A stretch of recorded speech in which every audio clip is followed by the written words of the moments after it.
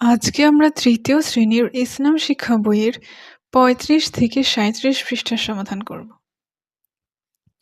হযরত আবু বকর রাদিয়াল্লাহু তাআলা সম্পর্কে আমরা জানলাম। এর আলোকে নিচের প্রবাহ চিত্রটি পূরণ করি। কাজটি একা করি। জন্মসাল ৫৭৩ খ্রিস্টাব্দ।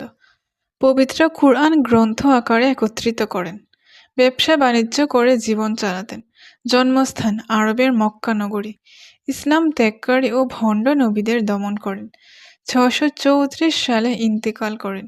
বয়স ৬১ বছর। প্রথম খলিফা। মদিনার মহানবী সাল্লাল্লাহু আলাইহি ওয়াসাল্লাম এর পাশে দাফন করা হয়। আমরা হযরত আবু বকর রাদিয়াল্লাহু সম্পর্কে জানলাম। তিনি যেসব কাজ করেছেন তা নিচে সাজিয়ে লিখি। কাজটি দুজনে মিলে করি। তিনি যেসব কাজ করেছেন: বয়স্ক পুরুষদের মধ্যে সর্বপ্রথম ইসলাম গ্রহণ করেন। সুখে দুঃখে সকল অবস্থায় নবীজির সাথে থাকতেন। ব্যবসা বাণিজ্য করে উপার্জন করেছেন। পবিত্র কুরআনকে একত্রিত করে গ্রন্থ আকারে প্রকাশ করেন। ইসলাম ত্যাগকারী ও ভণ্ড নবীদের দমন করেন। হযরত আবু বকর রাদিয়াল্লাহু তাআলা এর জীবন ও কাজের মধ্যে তার যেসব গুণ প্রকাশিত হয়েছে সে সম্পর্কে দলে আলোচনা করি।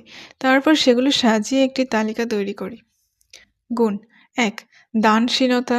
২. দয়ালু ও পরোপকারিতা। ৩. ধৈর্যশীল ও বিচক্ষণতা। ৪. সঠিকভাবে দায়িত্ব পালন। ৫. জবাবদিহিতা।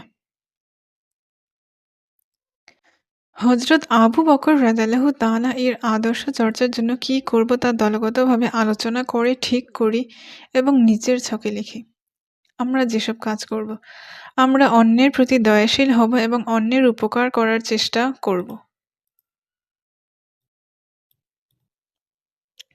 সাধ্যমতো দান করব এবং দানের ক্ষেত্রে গোপনীয়তা রক্ষা করব। আমরা আমাদের দায়িত্ব সঠিকভাবে পালন করব।